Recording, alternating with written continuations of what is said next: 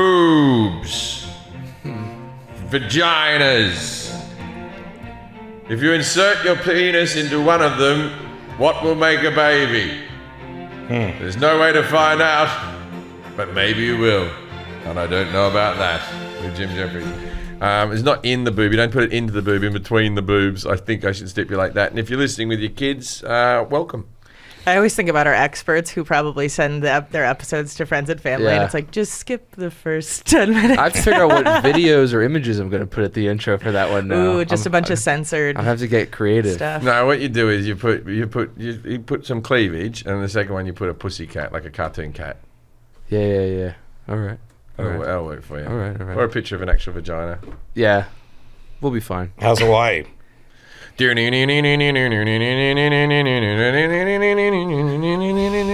hanging loose, man. And then I go chill out, and I get some food at Duke's. Ooh, I love Duke. Dukes. Duke's, man. We're recording this in advance because you're I got no shows. Normally I go to Hawaii this is just a vacation Hawaii. What I was going to say, the news came across that, did you see he was replacing Pat Sajak? Seacrest? Yeah, Ryan Seacrest. I didn't hear the news, but I've heard that through the grapevine. It's official. Through the entertainment biz. That's cool. Yeah. That Seacrest was the next one. I didn't get a call. I didn't even get from Seacrest? I didn't even get a fucking inquiry from the good people at the wheel. Why do you think you would? I'm a game show host. Oh, yeah, I'm sorry. And did you watch me on the Celebrity Wheel of Fortune? This is a good one. I shined. Yeah, but I really did. I really did shine. what are you looking at? I was looking at myself to check that I'm being funny. They were talking about it on the radio when I came here, and they were saying Pat Sajak is out and Vanna White wants her money now because I guess she hasn't gotten a raise or something like that, and so she's making a lot lot of money. Though. I don't know the whole story, but that come literally on now, happened Vanna. right before I got out of the car. Vanna, when the robots take over, they're gonna be like, why? What the? This was the first job. You should have appreciated your job. This is the first job. Like, she used to spin the letters. Now she doesn't even spin them. She just goes up and lightly touches them. She does absolutely nothing. Here we go. Pat Sajak was making $15 million a year. Vanna, $10 million. Oh, wow. Yeah, the fuck out of here. You're doing fine. And it says she hasn't had a pay raise in 18 years, so that... Yeah, she was being paid back. But What's also, her net over the worth? last 18 years, I bet the ratings have dropped and dropped and dropped and dropped. The streamers and stuff have come in, so it's all comparative to how much the network's making.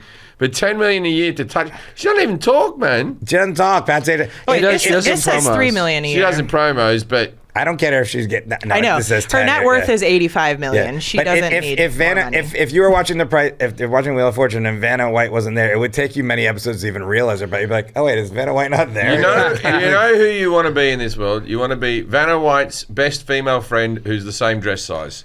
If you do that, you never have to buy it. There's just a warehouse of her just like, what do you want? I want green. We have 4,000 green. What tinge of green? Dark, shoulderless green, and then just like a dry cleaners that all coming along the hooks. And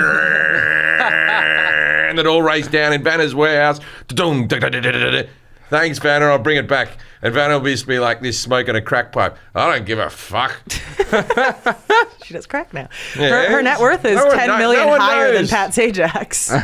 So I bet you Pat's had some divorces though. Yeah, and I think she's got some business. I don't know what it is, but It's probably like skincare and stuff like that kind of stuff. Yeah, Pat's had some divorces. Pat came up to me after we did the Wheel of Fortune. The last thing he said to me, he's like, "Yeah," he goes, "I'm gonna have to check you out. You're an interesting guy." Thanks, Pat.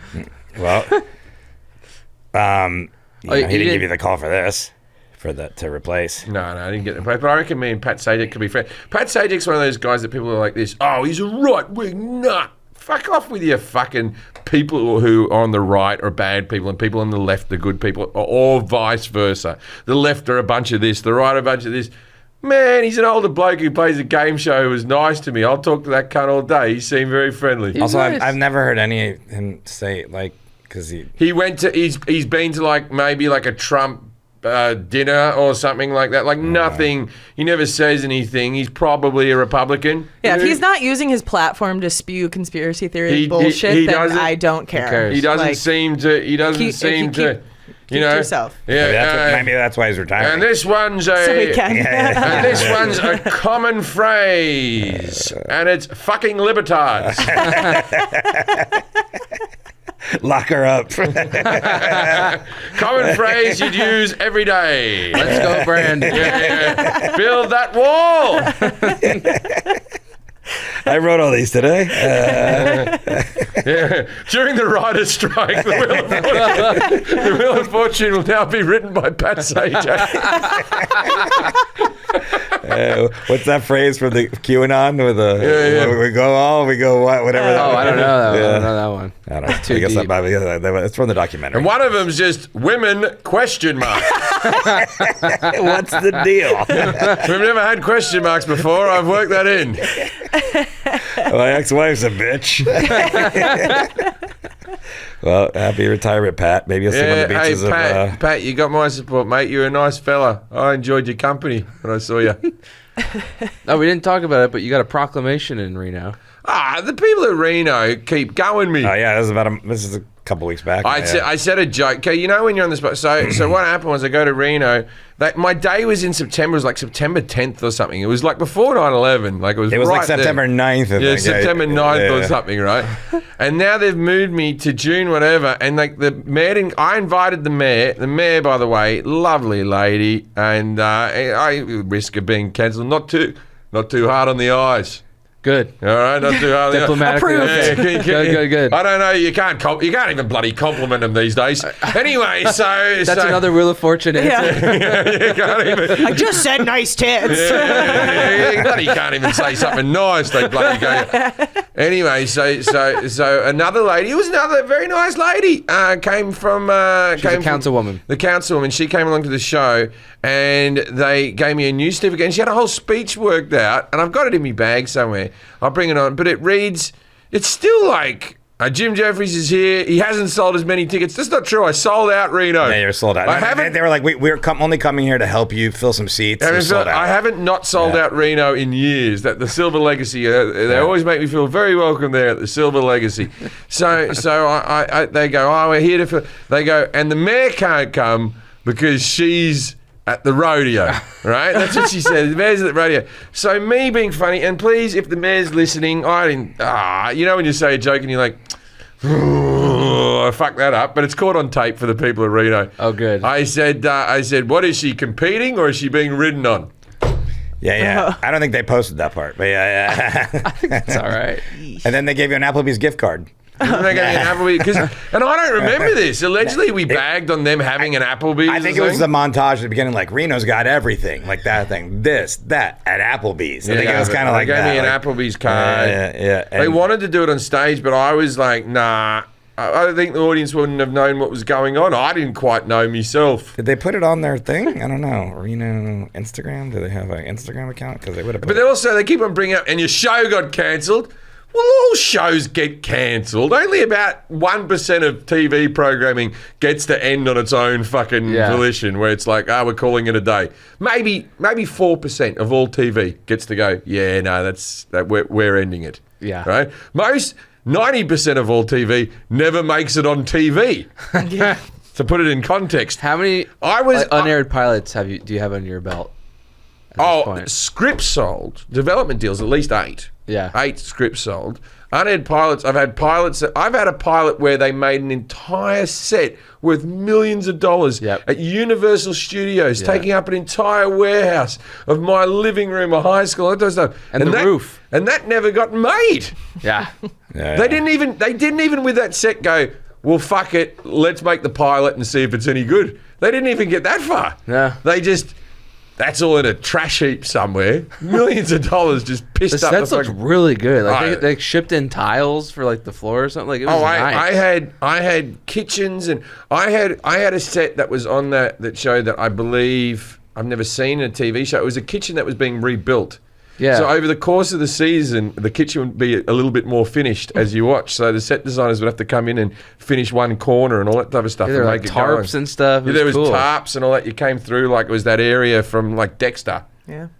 Yeah. Anyway, it was a good script. Never happened. I was looking to see if it was posted anywhere on like City of Reno. I'm looking at the mayor of Reno. Yeah, the mayor of Reno's okay. Oh, nothing wrong with the mayor of Reno. Well, she's married.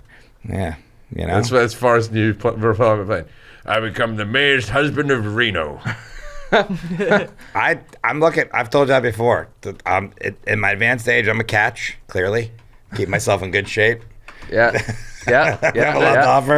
I'm just trying to find a woman that'll take care of me as I get older. Yeah, hey, rich ladies, you want a short marriage where you get to keep the money at the end? Yeah, I'm not going to take any of it. I'll be dead way before you. Yeah, he just wants to use it for 10 years, 20 years. I'll cook dinner, massage your feet. Yeah, and then you get to keep it all yourself. Yeah. You get a travel partner. That's fun. I can tell I'm funny. And Forrest is organized. He knows how to plan a trip. Yeah, I'm very organized. So what trips have we got? Am I in Australia right now? Yeah, no, you're in. I think you're just coming back from Hawaii. All right. Well, I'll be coming to you, Australia. And you're about to leave Australia. This is like the 25th of July. I'm coming over to Australia to romance the Australian people with a little TV show I like to call the 1% Club. This year, we're getting our own Vanna White, a woman that just walks around. She's in it like a nice dress, right? Really? Yeah. Oh, really? Yeah, female. I thought you were kidding. No, real. I've asked for this. There's going to be like a model, a female in a dress, and then when someone gets knocked out, she has to point at them and go, stupid. All right. I thought you were being serious. I thought you were kidding. Then I was on board. You were being serious. Not kidding. I would love that part of the show. Vanna White wants a pay rise for a job that, if it came out today, wouldn't exist. Yeah. They would people would be up in arms, and there's a pretty girl who just touches the letters. Yeah. Even Bob Barker only made $10 million a season hosting Price is Right. Okay, so if you watch Deal or No Deal, the American one, or like Meghan Markle was there. She was there opening briefcases. The one in Britain... The one in Britain, they get great big red boxes like this, like a box that like a 4 times the size of a shoebox, right? And it's all you get called up with your box. So there's the 40 boxes, and you might be there for 40 days, but every single one of those people eventually will be called up, and they're all supportive of each other. Like, I want you to win, Gavin. I hope there's 1p in here. And then they tear it off. They open it up. $250,000. I'm sorry, Gavin, but there's still a lot of money on the board. Keep going. Keep going. You played a good game so far, a game of chance and luck that means nothing, right? You played a good game. You've got the bankers scared. Keep going. And then I came over to America and I was like, the Americans know what they're fucking doing. No talking. I like a pretty girl that opens a briefcase like this. Or... or they do the little peek. Yeah. They do the little peek. That's years of improv right there. Groundlings train. All right. Well, for all of Jim's upcoming shows, go to jimjefferies.com. Visit our Instagram, IDKAT Podcast, and we'll be a live show August 29th at Flappers. And go to my website too, forshot.net. I got shows coming up. I just don't remember where they are. I'm in Montana, and then I'm in San Diego, and then Vegas, and then Florida. Boom. Forshot.net. Nice. All right, let's meet our guest. Please welcome our guest, Dr. David Herzog. Hello, Doctor. Now it's time to play. Yes, though. Yes, though. Yes, though. Yeah. Judging a book by its cover. Come on now. Okay, so Dr. David Herzog. Dr. David, I tell you what you look like. You look like a billionaire. You look like a CEO of some startup company that's like, here at blah blah blah, we want to do da da da da da da da. Like, you look like you got shit tons of money. But yeah, I mean that as a compliment. You got a bit of the Steve Jobs about you. Like you're going to tell me how the world's going to work. All right. You're a doctor. Are you a doctor of medicine? You can answer. Yes or no questions. Yes or no questions. No, as my family says, I'm the wrong kind of doctor. Oh, voodoo. All right, so he's a voodoo doctor. Okay, you're a doctor. You're a doctor of philosophy. Yes. Yep, that's me. Okay, Doctor of Philosophy.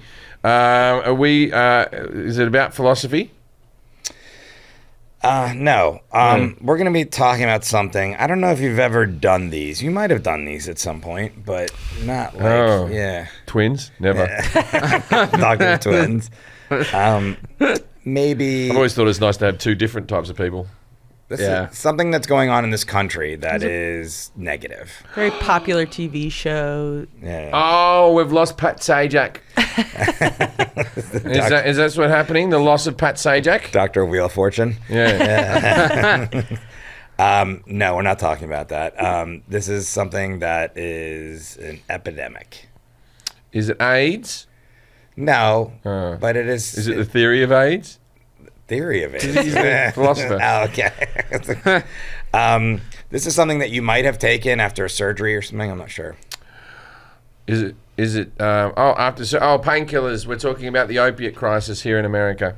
The opioid epidemic. That is correct. Yep. Dr. David Herzog has a PhD in U.S. history from the University of Wisconsin-Madison and is now a professor of history at the University of Buffalo and the State University System of New York, where he has worked for nearly 20 years. His research focuses on the history of psychoactive drugs as a business in the modern United States with a special focus on pharmaceuticals. He has written books such as White Market Drugs, Big Pharma, and the Hidden History of Addiction in America, and also Whiteout, How Racial Capitalism Changed the Color of Opioids in America. And David Herzog is also the co-editor of The Social History of Alcohol and Drugs as part of the Journal of the Alcohol and Drug History Society. Thanks for being here, Dr. Herzog. Can you tell us just how you got into, or tell us a little bit more about yourself and the opioid epidemic? Well, thanks for having me. And I guess I should just also add that because of one of the books being a history of pharmaceutical opioids, I was a paid expert witness for the plaintiffs in the U.S. opioid lawsuit. So, of course, I only speak for myself in this context. And, I got into this topic. I started out being interested in psychiatric medicines. I've always had an interest in drugs, one way and another. Yeah. And when I was going to graduate school in the 1990s, it was in the big time of Prozac boom era for Prozac, and everybody was talking about Prozac and what it meant. And I was just so interested in the idea that there was this huge apparatus to sell psychoactive medicine, psychoactive drugs. And I was curious about how that related to this huge apparatus to totally prohibit and stop use of psychoactive drugs.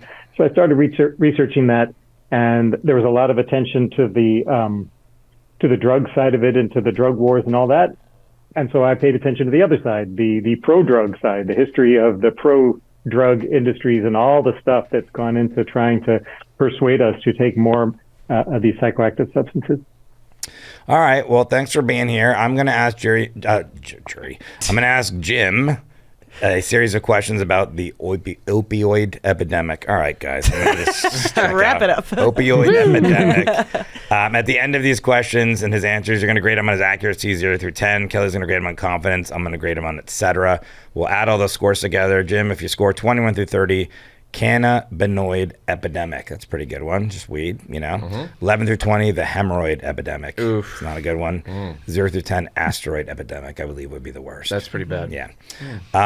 What are opioids, Jim? Opioids, heroin, basically. They're, what's the best way to say? Hillbilly smack. Opioids, they're painkillers. It's the same as like we all. If you're lucky enough in this world, most people die a drug addict. Most people die on opioids at the end for pain relief. Name 3 commonly prescribed opioids. Oxycontin, fentanyl, and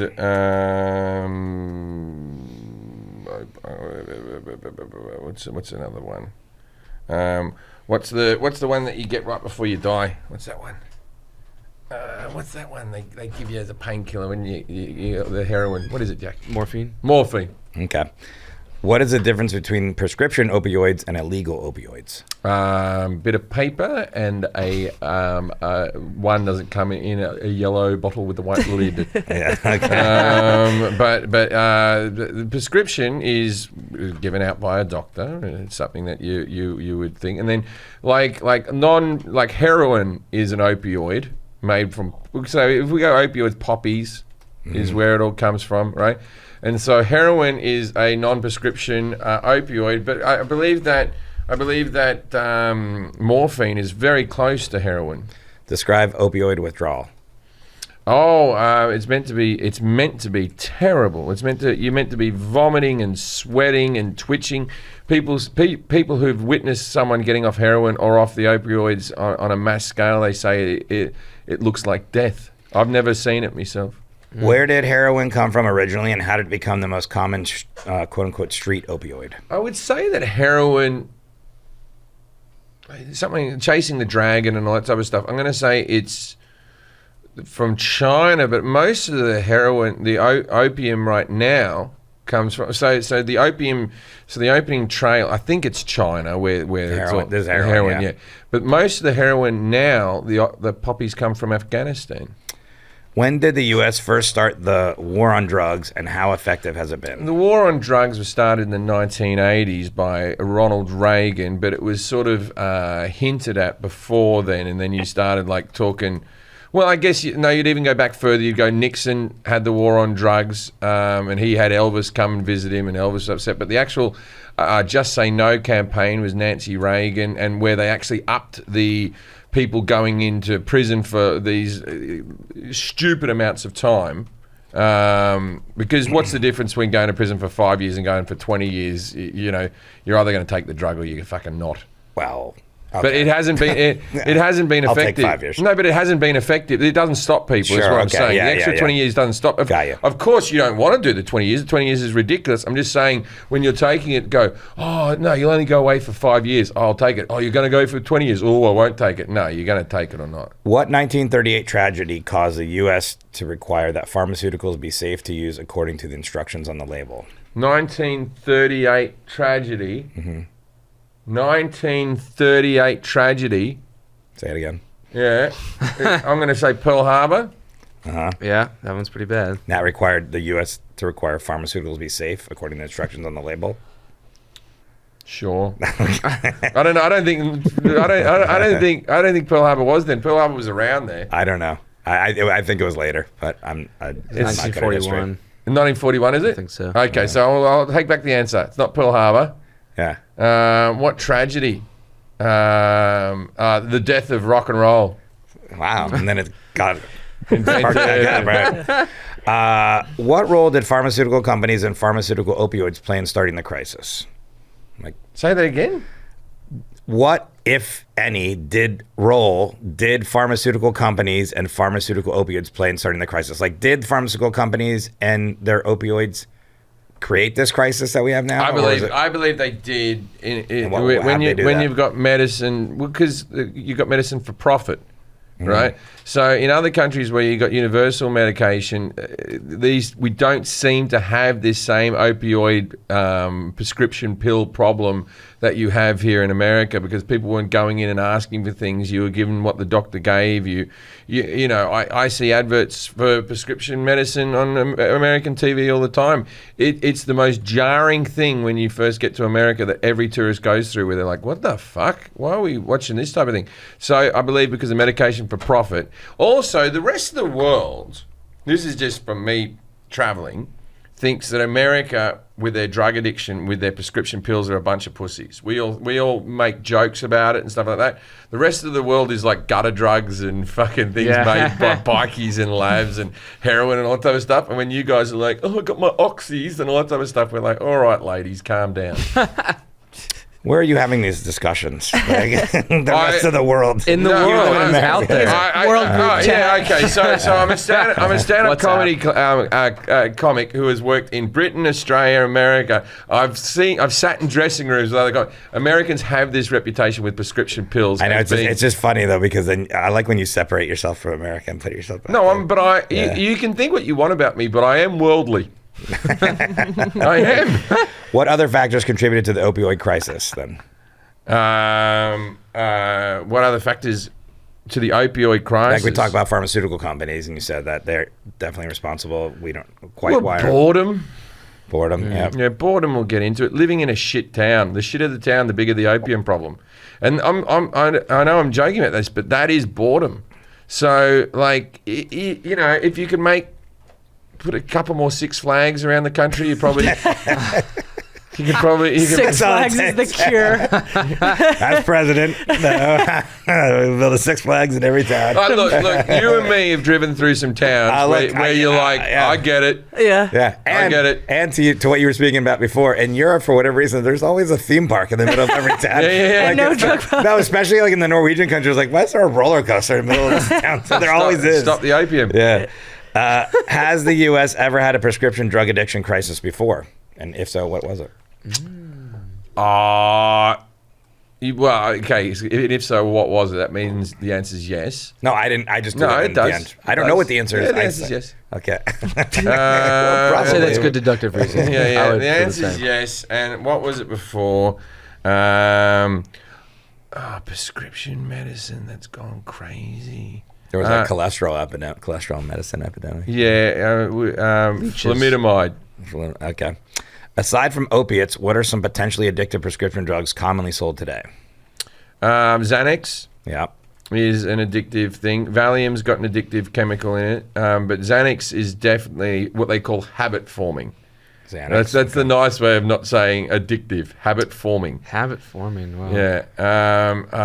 I would say that there is several antidepressants like your Prozacs and your Clonopins and stuff Are like those that. addictive? I don't know. I've never taken them. I believe that there is something in them where you have to up your dose, and it takes a lot to get off them. Got it. You know, Okay. if you've been on them for years, but it could be just be the addictive. I'm addicted to feeling better and not being depressed. Yeah. You know, that could be the thing. I believe that's one of them. I believe. I think that's it. Name one risk factor for opioid addiction. You don't have to name one, but you can name several if you want. Like what? Dying. Dying. It's a good one. What's the most common opioid sold illegally on the streets today? Why? What, prescription opioid or just heroin? I don't know. I'm going to say heroin. Okay. And then I'm hopefully pronounce this right. What is naloxone? Naloxone, I think. Naloxone? Is that naloxone? That's the stuff you put to keep your hair growing. Oh. Yeah, we just threw that in there. Trick question. What is harm reduction? It's where you give someone you give them the oxys, but you take away their bats and then all their sharp implements, so they can't hurt themselves. Okay, a couple more questions there. What is medication assisted treatment, or MAT for short? Medication assisted treatment.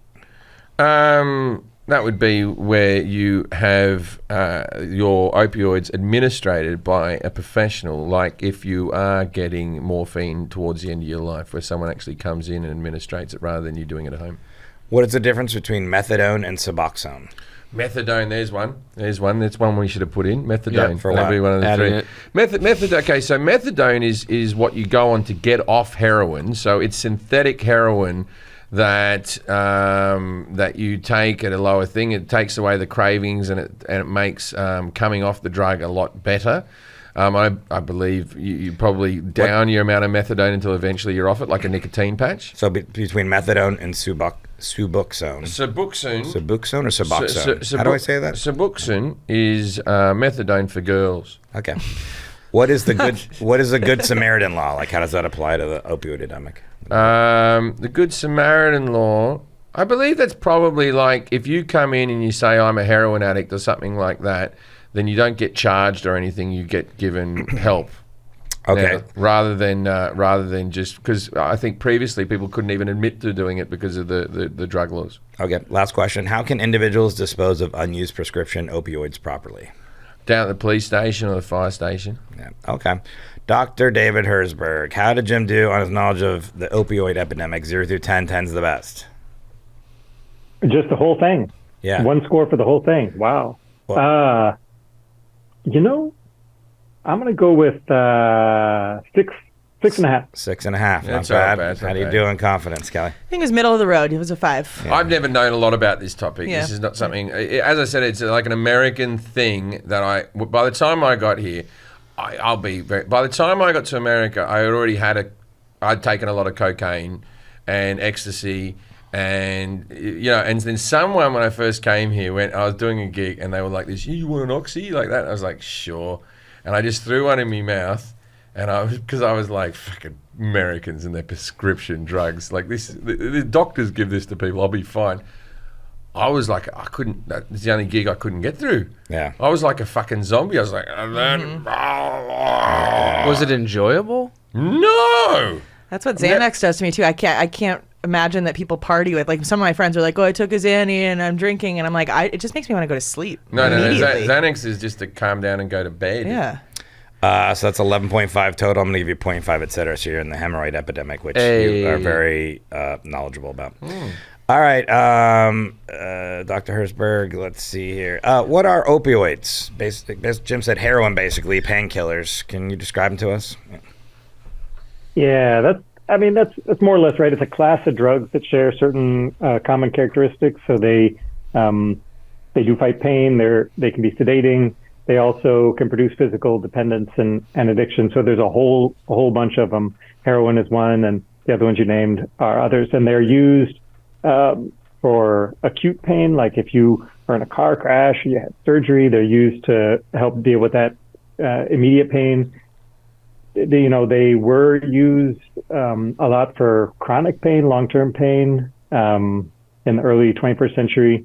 And then, like you said, they're used for end-of-life pain, particularly cancer pain. Yeah. Yeah, because this is the thing is like whenever someone says something like fentanyl's bad. Well, only when it's misused.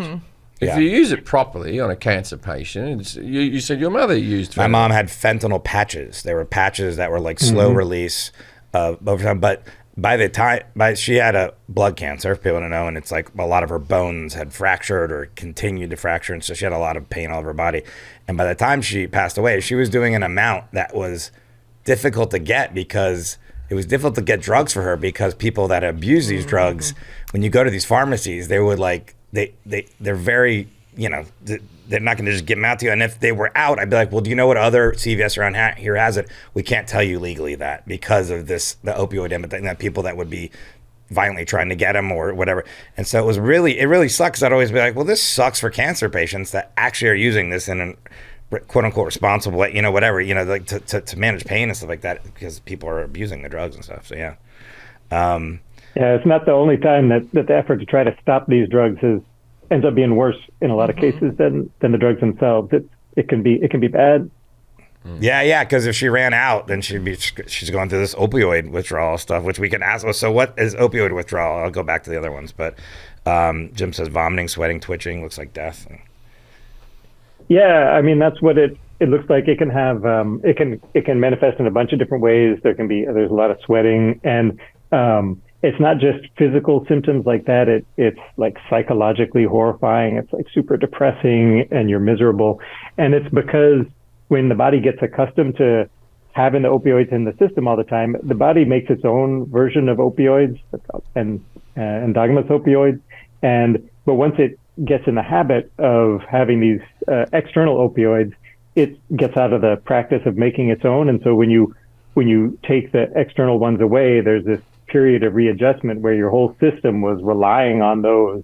And so these substances that are crucial to feel okay and for the functioning of your body are suddenly not around, and you have to go through this withdrawal period until your system readjusts. Name 3 commonly prescribed opioids. Jim says Oxycontin, fentanyl, and morphine. Yeah, you pulled that one out at the end with morphine, probably one of the most common ones prescribed. Another one is codeine. It's prescribed a lot.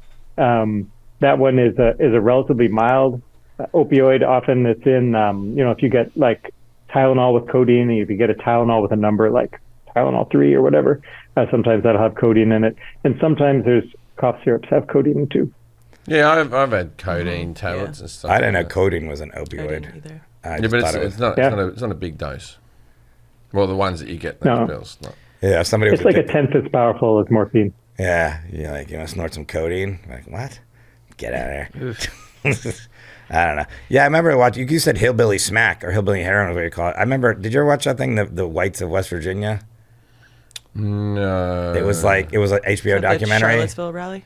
Nah. It was an HBO documentary. And the family was called the Whites. That was their last name. And they were like snorting stuff off the back. They were snorting Oxycontin. I guess it was. I don't remember. All right. I don't know why I brought that up. What is the difference between prescription opioids and illegal opioids? Jim says a bit of paper. One comes in a little yellow bottle with a white lid.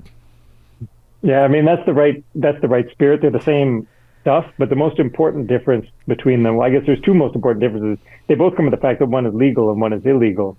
And so the legal ones, like you have FDA inspectors at your factory. You have to keep track of everything.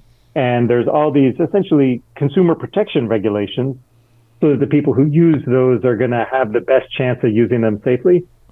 The illicit opioids are the same substances, if you're lucky, because FDA inspectors aren't going to, the processing plant in the forest or whatever where they're making it, and so you don't know what's in them, and the people selling them are busy trying to avoid the law and not trying to think about consumer well-being or anything like that. So they end up being really different things. They can literally be different in the sense that if you buy morphine from one of the pharmaceutical companies, it's actually morphine, and when you buy the illicit and you think they say it's morphine, it may or may not be, and so one ends up being a lot more dangerous than the other. I've never. This sounds terrible. I've never had morphine or anything like that, but I'm looking forward to the day that I get. I've had it. Yeah. Just to give it a spin. This hurt my arm when sound I. awesome. Yeah. Is that terrible? I got bad news for you, man. It's going to feel exactly like the oxy that you took, because it's the same. Yeah, but I won't be doing stand up on it. I assume I'll be in hospital. I didn't dislike the feel of the OxyContin. I just didn't want to be on stage. All right. I had a morphine drip, as they called it, like when I broke this arm and had the plate and the pin put in after the surgery, and I was like alone in a hospital. My friends were like going to like a theme park, and also my girlfriend, and they all just left and went to Ohio to go the Cedar. Well, yeah, plant. if there's a theme park around, yeah, I'm in the hospital. No opioids, by theme myself. parks. And they had a button, and they said if you're feeling pain, you can press this. But I know it was regulated to stop at a certain point, so I couldn't overdose the morphine. But I was like in and out of consciousness, like, and it would seem like I'd fall asleep for an hour and wake up, but it was like literally a minute, and then I'd wake up, and then I'd fall asleep, and I was like, man, time's going so slow. And then I would like listen to music, and it didn't sound right. I'm like, I've listened to this album a million times. It sounds weird. I kept calling my family, and like my mom said, I would be like, hey, yeah, I'm in here, and then I'd like just hang up the phone, and I'd call back 10 minutes later, and they're like, stop calling us. Yeah, it wasn't fun. Yeah, it's not fun. It was not fun for the other people either. So. Yeah. Oh, you didn't enjoy it? It felt good, but you had a lot of emotional pain because everybody went did so slow. Like it was like because of the in and out of consciousness. You weren't getting sleep. Yeah. There are some studies that if mice are given the choice of when to use a drug like morphine or even cocaine, they'll get addicted to it. But if you decide when to give it to them without them having any choice, and you just suddenly surprise them and give it to them, they actually hate it. And they don't end up choosing to do it when they have the chance because they hate it. Like a lot of people who have that kind of experience have such negative associations with it that they're kind of that they don't enjoy the feeling even afterwards, even like the next time. Isn't there a thing that I may have heard it on this podcast? With like so there's all the people who used heroin in Vietnam, and then when they came back, they didn't need it because they weren't at war anymore. So that addiction has more to do with your actual life than just the chemical reaction, or is that a load of bullshit?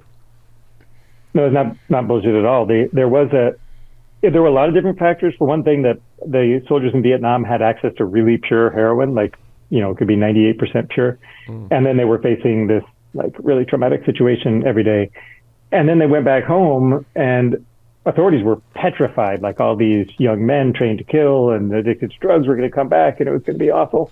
But then, number one, the heroin in the U.S. was like 3% pure. So it was, for them, it was practically nothing. Number two, all the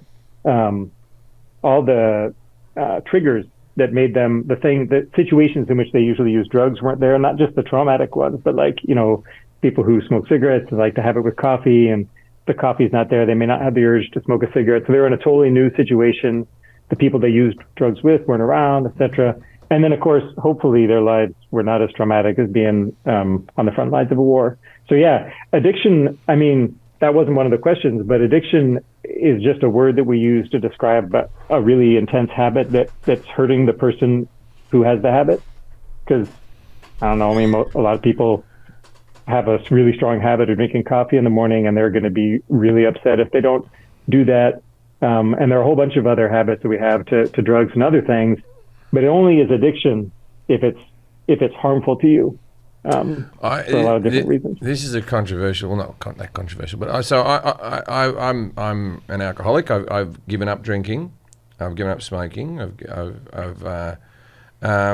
But with the giving up drinking, and it's been a couple of years now, at patches in these last 2 years has been some of the most depressed times in my life. Also, it's been more positive than it has been negative, because people drink to self-medicate. Mm-hmm.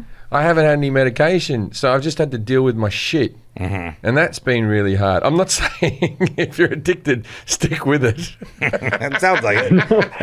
Well, no, I mean, like, obviously, if you're addicted, that means it wasn't helping, right? Like, it was a lot of the emotional you decided shit. It was worse. It was good. I was just masking emotional problems that I had. I wasn't actually solving the problems, and now I'm working through them with better help and therapy. And but I have had some of my more acute depression since giving up booze, because I haven't been able to just mask it all the time. So I don't know, that plays into anything that we're talking about. No, it totally does. I mean, addiction would thrive in a situation where you were depressed, or your life was tumultuous, or you were in an abusive household or something like that. Any way to escape your life. I think childhood mistakes I've made in adult life, the things that I've had to go through that I, loss and all that stuff, all the hits. You know what I mean? But I did used to I definitely used to get blackout drunk, and then just go to bed and go to sleep and wake up with a hangover. Now I lay in bed like this.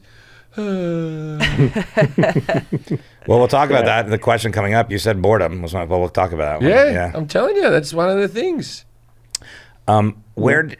Sorry, you were saying something? No, I was just going to say that, like, one of the, this is pretty idiosyncratic, but one of the drug talks I give to my own kids is drugs are, like, really important, and you're going to need them. So try really hard not to fuck them up, because, sometimes if you fuck up with them, then you have to, not use them again. And humans are, a drug using animal, and we always have been. And so it's a good thing to be careful with. It's like me and nicotine. I just want it there for when I really need it. Mm-hmm. How old are your kids, by the way? Do you say fuck up to them? They're like 8. They're like they're 3. They're 4. No, don't fuck up. Oldest one is 26, and the youngest one is 15. Yeah. All right. Where did heroin come from originally, and how to become the most common street opioid? Jim said from China, now Afghanistan. What's going on there? Well, it initially came from Bayer Pharmaceuticals. Back in 1898, they were tinkering around with the morphine molecule, and they found diacetyl morphine, which was heroin. They marketed it with the name heroin. Back then, it had a capital H because it was a brand name. It was mainly as a cough suppressant, but it was heroin for its heroic qualities. They thought they hoped it was going to not be addictive like morphine. It was named after female heroes. No, it was named. That ending is like a chemist name that plant-derived drugs. A lot of them at that time ended in IN. So they went with hero, and then they called it heroin. It didn't have an E at the end. Wow, I didn't know that. Okay. Yeah. And then how did it become a common street opioid? Yeah, so it was a new drug at the turn of the century, right at a time when everyone was figuring out, like, oh my God, this morphine that we've been using left and right, that's addictive. And so they imposed these new limits on the opioids that they knew were addictive. So morphine and smoking opium, which is a big thing amongst the Chinese immigrants at the time that they brought in from the practice from China, where it had been kind of encouraged at gunpoint by Britain. And so people who already used opioids, and there were tons because there were very few restrictions on the sales at that time, they were looking for a drug that wasn't, number one, that wasn't as stigmatized at that time, or wasn't as illegal, And number two, one that was better for smuggling. Because smoking opium is like gummy and stinky and it's bulky. But heroin is this powder, super easy to smuggle. It was kind of new, so it didn't have a bad name yet. And so it really quickly took over those illicit markets. We're talking in the 1910s and the 1920s. This is where the terms like dope fiend and junkie came from to describe this one generation of people who mostly started using morphine or smoking opium when it was legal. Then the hammer fell, and then they switched to this one that was easy to smuggle. And when did it start becoming an injectable drug? Because, I assume that I've probably taken a bit of heroin in an ecstasy tablet or something like that, you know what I mean? But I've never done an injectable drug in my life. So you said it was smoking. When was the first bloke to pull out a spoon?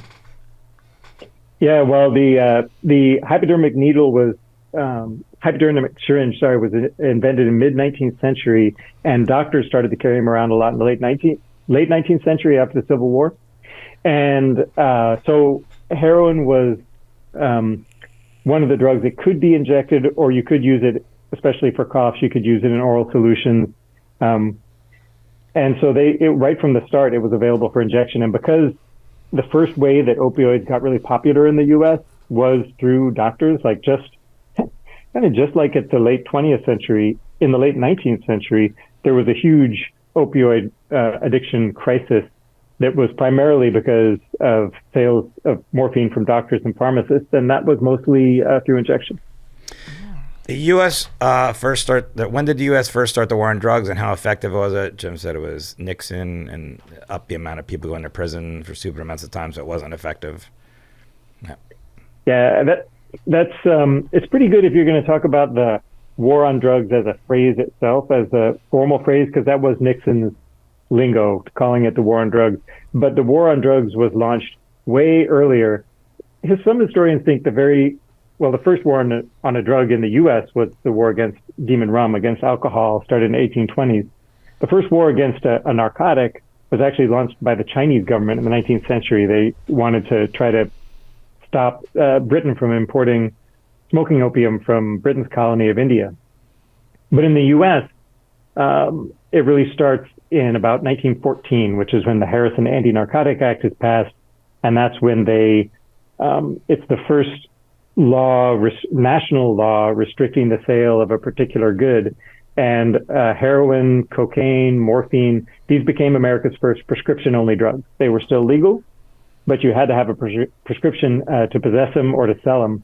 And they had to do crazy hijinks to make that even remotely constitutional, because at that time the federal government didn't have those kind of powers. So it's kind of wild. They passed a tax on the sale of those drugs and said you had to register with the federal government to pay the tax, but only doctors and pharmacists and manufacturers could register. So if a regular person had possession of these things, they wouldn't have paid the tax because they weren't registered to pay the tax. And the only exception to that rule was if you had a prescription from a doctor written in the good faith practice of medicine, then you were allowed to possess it without paying the tax.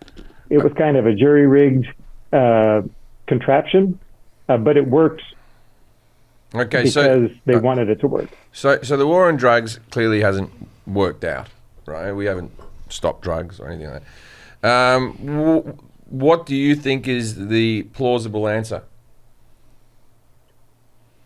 For me, the plausible answer is to decriminalize and robustly regulate.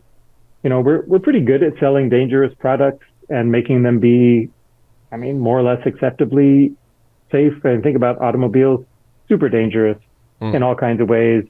And first we put in seatbelts and rumble strips on the highways and airbags. And then now that, they're destroying the planet too, so we're going to try to make them electric so they don't, sput out those fumes. And we have all of these tools for making sure that people who sell stuff behave themselves and sell products in ways that people can use them less dangerously. People still die in car accidents, right? So it's a little bit crazy with drugs. We just kind of shrug our shoulders and say, we're just not going to use any of these tried and tested methods that we've used for 100 years to incentivize good behavior and punish bad behavior. We're just going to say it's illegal, let's say, to sell heroin. We're not going to say, well, it's illegal to sell heroin in a way that's dangerous. We're going to try to encourage safer sales. That's where I go on it. Yeah, no, I agree. We were just in Portugal Yeah. And Portugal seems to have really done a good job. But you will get fucking blokes out the front of a food court in the middle of the day. Everywhere. Cocaine. Yeah. Cocaine. I don't think it was good quality. Yeah, I don't think it was real cocaine. I've never see that in American City. Never. That's true. What? No, but the guy, this was everywhere. The though. guy wasn't worried about a cop, saying it to a cop or anything. It was just like, you might as well have a sign. Cocaine. Just a fruit stand on the After side your of the street. chicken. What 1938 tragedy caused the U.S. to require that pharmaceuticals be safe to use according to the instructions on the label? I don't believe it was the death of rock and roll, so maybe you can tell us. Weirdly enough, it was the death of rock and roll. Oh, what? No, this was a cheap question. It's just an important little moment in history that nobody remembers. But there was at that time, you just had to not lie on the label. That was what the FDA's rules were. The Food and Drug Act said you had to tell the truth on the label. And this company called Massengill made batches of this, of one of the first antibacterial drugs, the sulfa drugs, and they used a solvent to make it into a medicine. I may be remembering the name wrong. I think it's ethylene glycol. It's an ingredient now in antifreeze. And it turns out that if you took this medicine, you died a really painful death. And a few hundred people took this medicine and died this death, including some children. And they went hunting around for the culprit, and then they found that, in fact, these bottles were accurately labeled. It said ethylene glycol right on the label, but nobody knew what ethylene glycol was. Sounds poison. Not any of the people taking it. We told you it was poison on the label. Is Massengill the same company that makes douches now? I doubt it. I don't know. Maybe. You're the one who came from the factory. You tell me. No, I just remember there was when I was young, there was an ad for douches, and it was Massengill Freshness. I remember, because when you were a kid, that was like an insult. You'd be like, "You're Massengill." I don't remember. Anyways, moving on. The ocean called her out of shrimp. Okay. All right. What role did pharmaceutical companies and pharmaceutical opioids play in starting the crisis? Jim said they did it to create medicine for profit. And so forth. Yeah, this one's about half right. The big picture is totally correct, that the opioid manufacturers and all the various companies that profit from the sale and moving circulation of opioids, they helped create the crisis, and they did it to boost sales and to make profits. But they didn't so much do it with over-the-counter advertising, direct-to-consumer advertising. They don't. For the most part, controlled substances aren't advertised directly to the public. So how did they do it? Well, there's a long history of realizing, like, wow, with prescription-only medicines, instead of having to advertise to 300 million consumers, we just have like 300,000, just those people with MDs after their names. And we can really concentrate our firepower on them. And since the early 20th century, there's been this enormous enterprise of figuring out how do you persuade doctors to do stuff, and investment of tons of money into the kinds of things you sell them, the salespeople who come to their offices, and with and also something called selling sickness, which is when you take a real problem that people have, like shyness or anxiety or sadness or whatever, like a real thing that sucks and causes a lot of suffering, and then you attach that suffering to a magical solution in a pill, and then you put a bunch of money into organizing the people who are suffering from that problem to demand that they get access to the solution. And so these companies, on the one hand, they did they call them AstroTurf campaigns to sell sickness, to really make sure everyone understood that pain is abnormal and that you have a right to be free of pain. And then they also invested literally millions and millions, tens of millions of dollars into getting all of the specialty medical societies, the places, like the American Geriatric Society, the American Academy of Pain Medicine, all of these different organizations, the Federation of State Medical Boards, to change their opioid guidelines to encourage more opioid prescribing for more different kinds of pain. And, if you're a diligent doctor who is trying to do your best, these are the places that you look to get the latest pronouncements on, here's what the science says, here's how to do right by your patients. And all those folks started to sing the same song, in part because the song they were singing had been written by the same people, or these pharmaceutical companies. So you had a kind of a meeting in the middle of all the medical experts who were starting to, evangelize this gospel of opioids. And then they were met with these patient advocacy groups who were insisting on right to access. And the thing is, it works because there is more than a grain of truth in there, right? We've already talked about how important opioids are for managing pain. And so it's not like they were inventing it out of whole cloth. It was really difficult to pick apart, well, which things are really true, which things do we not have evidence for yet, which things do we need to study more? And all of those questions, the answer is we need to spend a bunch of money to find out who had all the money. The pharmaceutical industry had all the money, and they weren't interested in finding out those questions. So those weren't the questions they were researching. Are there other reasons too? Like Jim said, boredom. If we put like a Six Flags, in every town, is that what that I would love to see a controlled study, of, take a country like America, nice country, put a Six Flags in every town and see what happens. But yeah, there are other factors too, and the two biggest headliners are the economy and racism.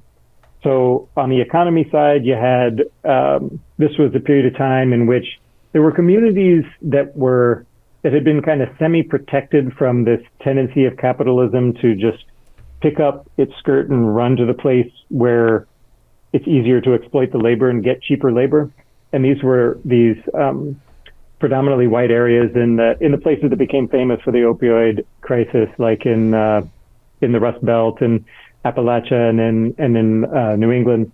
And their economies shifted dramatically from places that had careers where you could have a family sustaining career, maybe not even with a college degree, working in industry and things of this sort. And as those jobs started to flee down south, first to the southeast in the U.S., then to Mexico, then overseas, there was new kinds of not just poverty, but kind of that dread sense you get when your whole community is just getting a little worse over time. I live in Buffalo, and Buffalo's been on the upswing for a couple of decades, and there's just something in the air when you're living somewhere that's getting better. Feels good. And when you know that you're being abandoned by your society in a certain way, and things are just getting a little worse every year, that kind of hopelessness or feeling like there's nothing in the future has an effect that compounds the poverty. Because there were other people in the U.S. who were extremely poor, who were not having this crisis, particularly racial minorities in cities, and they had a different experience. And that brings in the racism issue. You might think we've known opioids were addictive for like 2,000 years. And for most of the 20th century, there was one cardinal rule in pain management, which is you don't prescribe opioids for chronic pain. So you might wonder, well, what do you subscribe them for? For acute pain, right after surgery or end-of-life pain, things like that. And I'm not trying to say I'm not a doctor. There are still debates about the proper role of opioids in chronic pain, and I think there is a role there. It's not the role the pharmaceutical industry said it was, but it does exist. But I'm not the one to say it. But so the thing is, you might wonder, how did the pharmaceutical industry convince people? You can spend a lot of money to try to be like, hey, hitting yourself in the forehead with a hammer is awesome. Everyone should be doing it. It's not going to work. You can spend billions. It's not going to work. So how did they do it? And one reason that they did it is they marketed these drugs in these white areas that had a lot of suffering, physical and otherwise, but that also, because everyone in these areas involved in the opioid trade was white, there's kind of a tradition in the U.S. of saying that addiction is a problem that happens to black people, brown people, and poor people, often overlapping categories in our society, And so if you just market your drugs to white people, well, those are health-seeking people. There's a stereotype, a racial stereotype of white people, like they want to work again, they want to be good citizens or whatever. And so they're not really a risk of addiction. And if you look at their campaigns, where they put their advertising money, the kind of people that they put in their advertisements and all this stuff, it was really racially targeted to white people. And they were helped by the fact that in the 1980s, there was a huge addiction panic over they called crack cocaine, which was it's essentially just cocaine packaged for poor people because you could buy it for just a few dollars, just one hit to smoke. And the markets for those were in central cities where a bunch of racial minorities were kind of segregated into. And so that kind of associated addiction really strongly with those racial minorities, kind of reinforcing this cultural tendency in U.S. history to imagine that, well, white people are the people we sell drugs to because drugs will be good for them. And the black and brown people are the people that we need to punish for using drugs because that makes them into these scary things. And so between those two, those had sorry, there's one more factor, which was, of course, the thing stopping the pharmaceutical companies from selling like this before was this robust federal government rules and red tape and bureaucracy, all the stuff that the Reagan era, conservative counter-revolution hated. Bureaucracy, red tape. You got to unleash the private sector to solve these kind of problems. And the pharmaceutical industry was one of the industries unleashed, one of the private sector entities unleashed to solve the problem of chronic pain. So that's the three things. Okay. Spanish Inquisition, three things. So medicine for profit then. Roller coasters. Yeah. Has the U.S. ever had a prescription drug addiction crisis before? You mentioned there was an opiate. Was that what it was? We had this before, or is it something else? Yeah, there was that one. And then in the 50s, 60s, and 70s, it was with uppers and downers.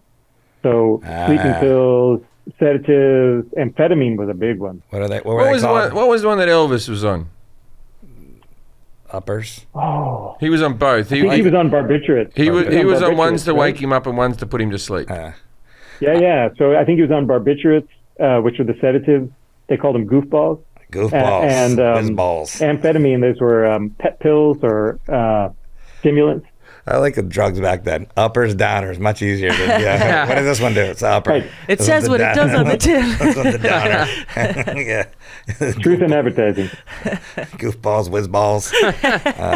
Aside from opiates, what are some potentially addictive prescription drugs commonly sold today? Jim said Xanax, antidepressants. Xanax, Yeah, Xanax is a big one. Antidepressants, not usually thought of as addictive, mainly because two things. Number one, usually when people use them for long term, it's not hurting them. Usually, if they're using it long term, it's usually because they're glad about that. And then, and there isn't so much. You don't increase the dosage over time. Usually, there isn't a craving to do that.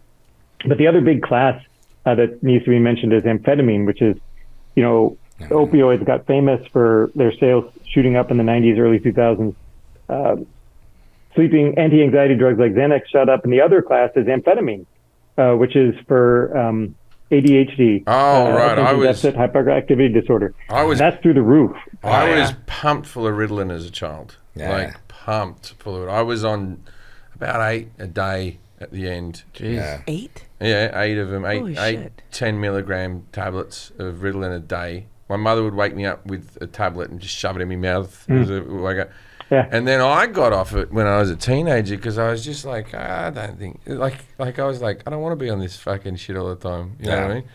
And I didn't, at that stage, I didn't believe in attention deficit disorder. I thought it was all bullshit. And now I believe that attention deficit disorder is a thing that's overprescribed, overdiagnosed. And anyway, I don't take Ritalin anymore. Fun story. But I took tons of it. And I still think my hands shake to this day. I reckon it's because of that. Oh, yeah, maybe. I think it is because when I was in my teenage years, my hands have been shaking since I was a teenager. Yeah. Risk factor for opioid addiction, Jim said dying. I'm assuming that's one.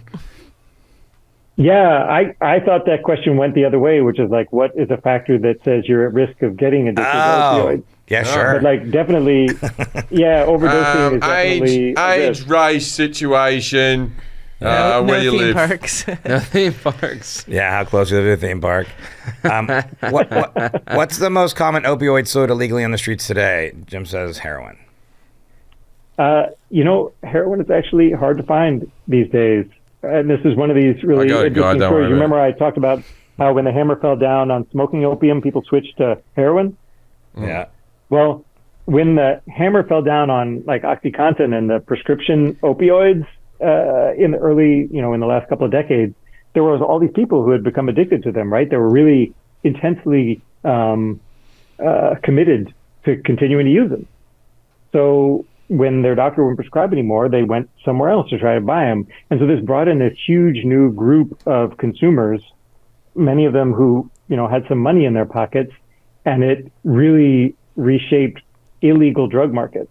So there'd been people buying and using heroin for decades, sometimes the same people, like still around buying heroin since the 60s or 70s. And when this new influx came in, that invited new suppliers into the story because there needed to be a higher volume of illegal opioids sold to meet the demand of all these new people with addiction. And it tended to follow the prescription pills at first. And these new suppliers, heroin, you have to grow fields of opium poppies, and you got to harvest them, and then you got to use a knife to cut the little pod under the flower, and the goo goes out. It's a complicated, long process. But there are these other opioids that are a lot stronger. Fentanyl, for example, you don't need an opium poppy. You can just make it in a lab out of various chemicals. And then it's like 50 to 100 times more potent than heroin. So you need 1/50th or 1/100th of the amount. And so that makes it easier to smuggle too. So these new suppliers came in and they started to provide fentanyl instead of heroin. And that's when people started to die. Yeah, fentanyl seems to have ruined drugs. Like cocaine and all that type of stuff. It's very hard for me to tell my children don't take drugs because there's so much footage of me saying I've taken drugs, right? But I don't want to be like one of these people who are like, back in my day it didn't have fentanyl in it. It was pure. It was pure. But it seems like every generation gets a shittier fucking hand dealt to them of drugs. Is that right? Yeah. Well, I mean, it is, and that's because of the drug war, right? I mean, there were no people taking heroin who were like, hey, wait, you know what I'd really like to have is a drug that is much shorter acting, and you have to mix it exactly right or you're going to die. That would be better than what I'm using now. It wasn't a demand side switch. It was a switch because it was better to smuggle. It's so much smaller. And so, that kind of moving to shittier drugs is because if you think about how a market works, right? Sellers get incentivized and they follow their incentives. And when the incentives are like consumer satisfaction and consumer well-being, products get better and better. Like cars are better than they used to be because people like to drive more awesome cars. But in illegal drug markets, that's not the incentive at all. It's to stay in business, it's to not get arrested, it's whatever. And so the drugs get shittier because the smuggling stuff, when it comes to drugs, selects for shittier drugs because it's just more powerful. And the latest now is xylazine, which is like one of these classic things. It's like the cane toad story in Australia. Man. So that once you introduce the fentanyl and people are dying from the fentanyl, and also it's really short acting. And so xylazine is this tranquilizer that makes the fentanyl last longer, but it also causes these horrifying flesh infections that can lead to gangrene, and it makes people pass out. And because it's a tranquilizer, those are, if you get a physical dependence on sedatives like alcohol or barbiturates or Xanax or xylazine, the withdrawal is much, much, much more dangerous. You can die. You can have seizures. So it's making everything even worse to solve a problem that only appeared in the first place because of the perverse incentives of the drug war. It's bad. What is naloxone? Sorry, I was trying to find the word. That doesn't make your hair grow, right?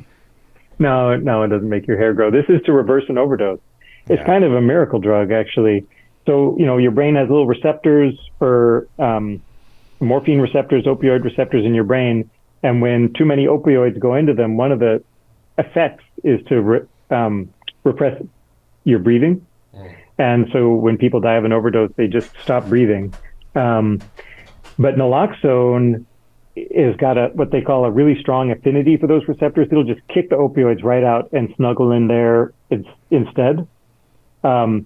on the good side, this means that it immediately reverses that problem of breathing. On the bad side, it immediately reverses all the other effects of opioids too, meaning that if you're addicted to opioids, you're about to go into withdrawal unless they really got the amount just right. But if it's an accidental overdose, like you bought a Xanny at a party or whatever, and it's full of fentanyl, then that naloxone is going to save your life. I have some. Do I have it right?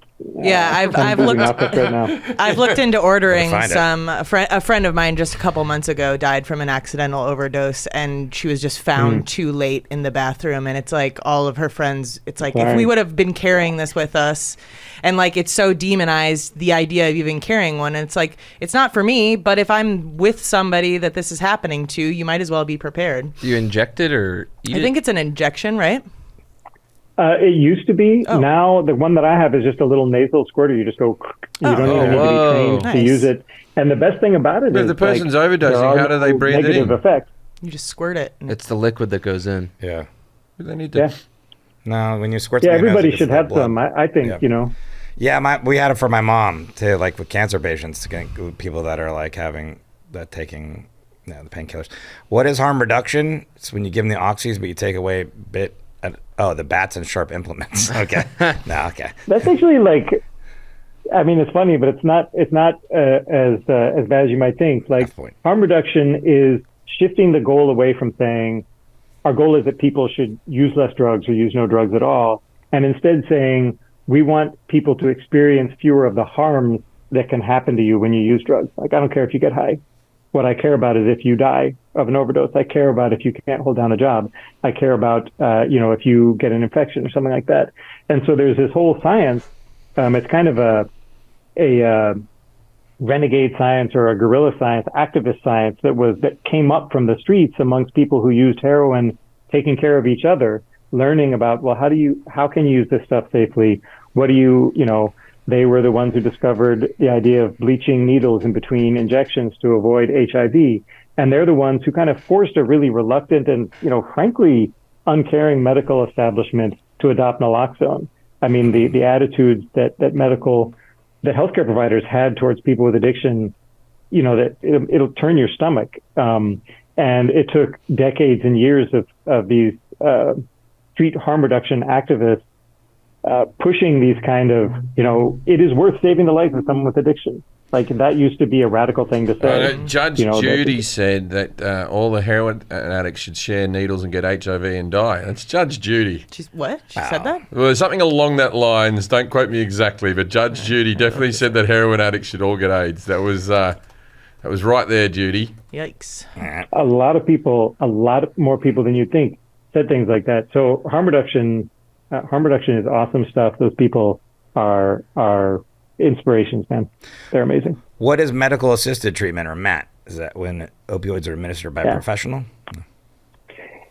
Sort of. So if you're addicted to opioids, you're really strongly motivated to keep using opioids, and it's really hard to stop.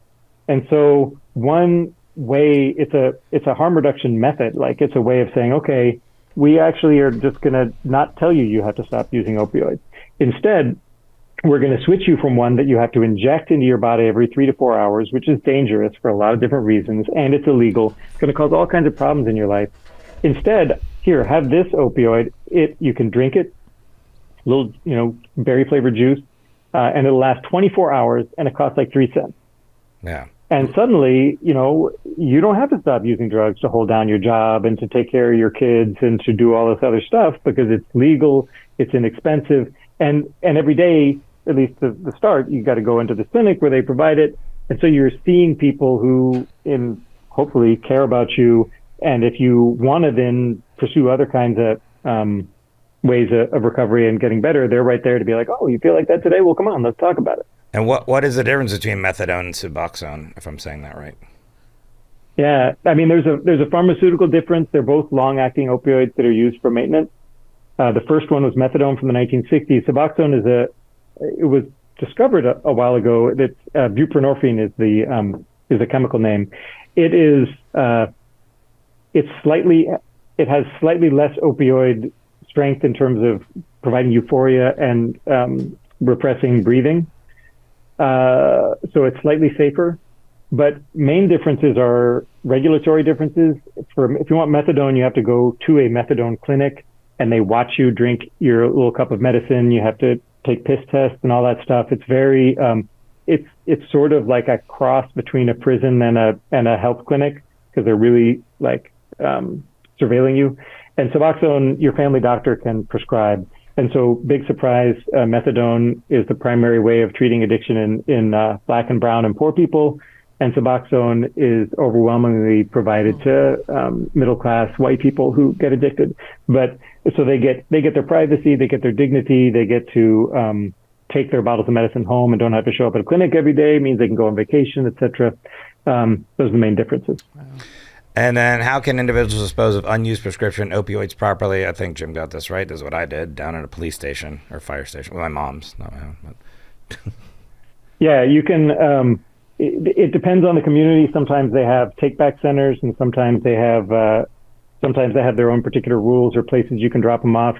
It's also worth checking the rules. In some cases, you can flush them down the toilet, but you definitely want to check first, because if that's going to pollute your waterways, you won't want to do that. We did a thing about that on Jim Jefferies' show about these fish were getting addicted to cocaine. When my mother passed away, they found my mother had an oxycodeine habit towards the end there for pain relief or whatever. And when she died, they found a whole lot of pills and the thing. And then, I got my responsible cop brother. Yeah. So they didn't exist anywhere. I've looked around in drawers; they're all gone. All right. I got one other thing. Sorry. Can I? I'm sorry. It's kind of a significant one. That what is the Good Samaritan law? Oh my God! If you don't mind, I skipped just that. say Sorry. for 2 seconds. That's important, because if you come across someone who is overdosing, even if you were using drugs with them, and you call 911, the Good Samaritan law says that you are safe from legal jeopardy if you are trying to save somebody's life. And these are kind of at loggerheads with what they call drug-induced homicide laws, which are trying to charge, let's say you share some drugs with a friend and those drugs turn out to be laced with fentanyl and your friend dies. In a lot of places, they're charging you with murder in that situation. So there's the Good Samaritan laws that protect you, and then there's the drug-induced homicide, which would make you think twice about calling 911 if your friend overdosed and you're thinking, wow, I could go away for life for that. Jeez. Fun. All right. Now's the time. Part of our show called Dinner Party Facts. We ask our expert to give us a fact, something obscure, interesting they can use to impress people. Do you have something for us, Dr. Herzog? I mean, we mentioned already that heroin started out as a Bayer product. Yeah. That's pretty good. You should have saved it. I like that. I thought you were going to go, and they also made easy bake ovens. You're like, I already did it. Now, when you said that, I was blown like, away, that should have been the dinner party fact. I was thinking that too. So great. Yeah, everybody go back and listen to minute whatever that was. But, thank you for being on the podcast, Doctor. Please, if you're interested in more about this, check out some of Dr. David Herzog's books, White Market Drugs, Big Pharma and the Hidden History of Addiction in America, and Whiteout, How Racial Capitalism Changed the Color of Opioids in America. Yep. Doctor, thank you so much for being on the podcast. We appreciate it. We all learn a lot of things. If you're ever at a party and someone comes up to you and goes, hey, this cocaine doesn't have fentanyl in it, go, well, I don't know about that, and walk away. That's my message for the kids. Just say no. Good night, Australia.